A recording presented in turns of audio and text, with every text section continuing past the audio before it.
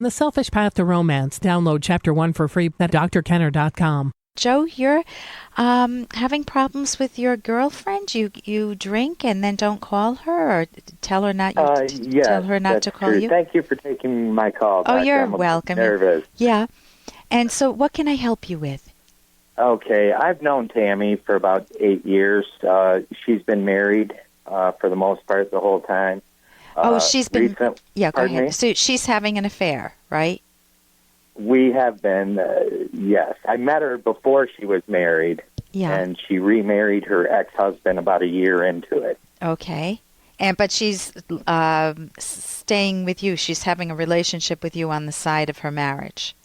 We probably saw each other 2 to 3 times a year throughout the marriage and kept in contact via email. Okay. And recently, in the last 3 weeks, she's decided to divorce. And, we've started seeing each other on a more regular basis, 3 times a week. Mm-hmm. And, when I don't hear from her, I will, after a couple days, something just doesn't feel right about it. And like I said, I'll get intoxicated and tell her I never want to see her again because I don't know if she's using me or what's going on there, and I don't know. She says now that I finally have a chance with her, I'm blowing it, and I need help.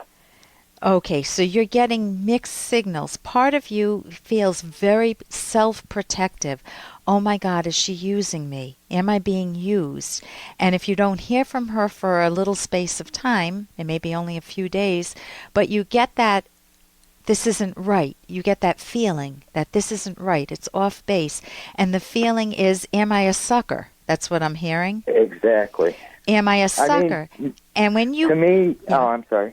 And when you feel vulnerable, when you feel like you're being had, you drink. And when you drink, then you just go by that feeling. You let the feeling rule you rather than sitting back and looking at the evidence, the facts. You let the feeling take charge and you conclude that the feeling is accurate and you dump her.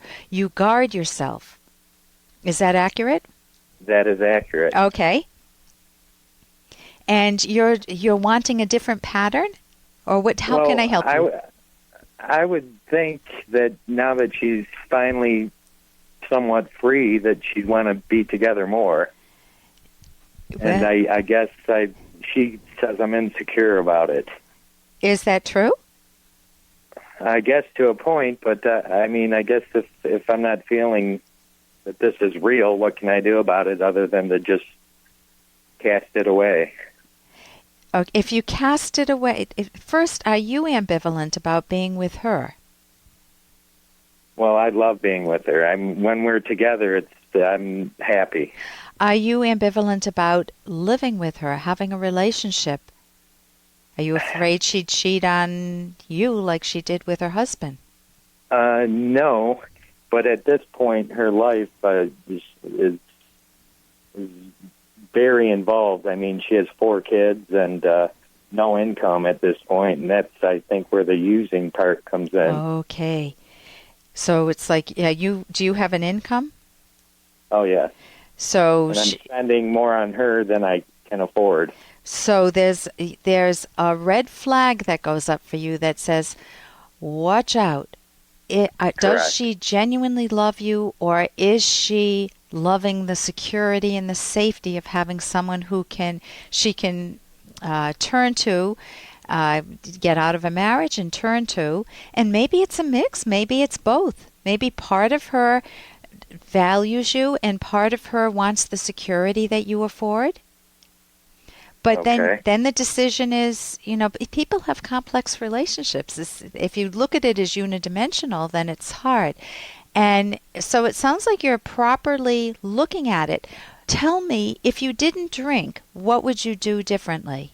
Hey, I got to interrupt this because we've got to pay some bills. 30 seconds, that's it. a very quick ad, and then Ellen will be back. Do you ever feel overlooked in your romantic relationships? Well, when it comes to love, sometimes it's good to be selfish. Find out why in the provocative book, The Selfish Path to Romance. Being selfish means valuing yourself, so your partner will value you. Discover the secrets to keeping yourself front and center in your relationship and building a romance that will last. Find The Selfish Path to Romance by Drs. Ellen Kenner and Edwin Locke on Amazon or at selfishromance.com. That's The Selfish Path to Romance on Amazon or selfishromance.com. Tell me, if you didn't drink, what would you do differently? I still, obviously, I think I have somewhat like the same feelings, maybe not as strong. And I've always heard the myth that alcohol is somewhat like a truth serum. And, when I don't drink, I control those feelings. I don't let it out. Okay. But I think I still kind of feel the same way. Okay, well, the truth serum, you do want to be able to analyze your emotions, but alcohol is going to not give you clarity. It's like trying to drive in a snowstorm when you drink alcohol. Okay. Meaning you may get some glimmers that there's something out there you need to take a look at, and it will lower your inhibitions, granted, and you may allow yourself to hear self-talk that's genuinely there, meaning, oh my God, what if she's using me? But you can hear that without the alcohol, and you're able to solve it without the alcohol. Okay. Meaning the alcohol, if you want clear windows and a nice spring day to go for a ride and do your thinking, that's a much better gift for yourself. Okay. So there's a book I'll recommend. I know this isn't your main focus. It is the focus, though, if you want to value yourself. Because if I tried to solve my problems when I feel overwhelmed by drinking, how am I going to feel about myself? What happens to my self-esteem? It goes down, I imagine. Down the toilet. Right. I don't feel good about myself, even though people do use alcohol to self-medicate. The book Sober for Good is a very easy, enjoyable read. Okay. It talks about the woman looked for, I forget, 222 people or something. No, I forget how many people it is. But she interviewed people who had been alcoholics or at all levels of drinking and were able to give it up on their own without even help. So it's a wonderful read. Sober for Good by Ann Fletcher. That's on my website. Ann Fletcher. Ann, Fletcher.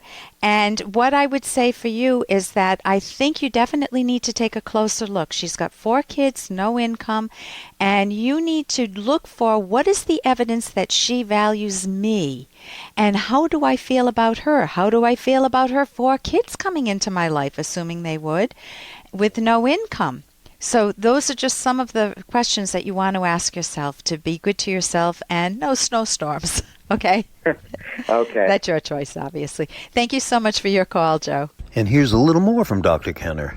Do me a favor and stop saying that I'm pretty and that I'm not fat, okay? Because it makes me uncomfortable. I'm the girl who, gets really good grades and is not afraid to be funny. And I'm the girl who has a lot of friends who are boys and no boyfriends. I'm not beautiful, okay? And I never will be. And I'm fine with that, But when you go around saying that I'm something that I'm not, it's not nice. And that's from Shallow Hal. And have you had people in your life tell you, oh, you're the best dancer, or you're the best musician, or you're the best cook ever, and they overstate things. They tell you you're gorgeous, or you're the prettiest, or you're the most handsome, and they pinch on the cheek, that type of thing. And you just feel like it doesn't ring sincere. It doesn't feel right. You know yourself. And most people, some of us exaggerate our flaws, granted, but most people have a fairly good understanding of what we look like and what we've accomplished. And when people overstate it, it doesn't make us feel good. It makes us focus on that we haven't reached the the compliment that they're giving us.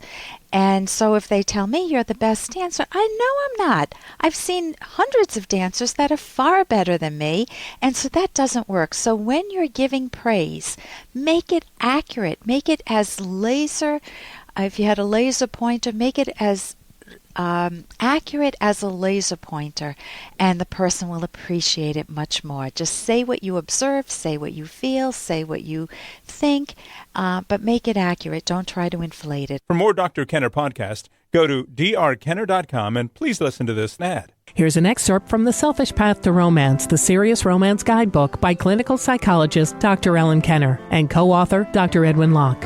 It's important to share an interest in at least some activities with your partner. One partner might enjoy hiking, surfing, swimming, bicycling, and movies, and the other might enjoy gardening, reading, cooking, tennis, and opera. Partners rarely share all interests, but it's important that they share some, or they'll spend less time together and may drift apart emotionally.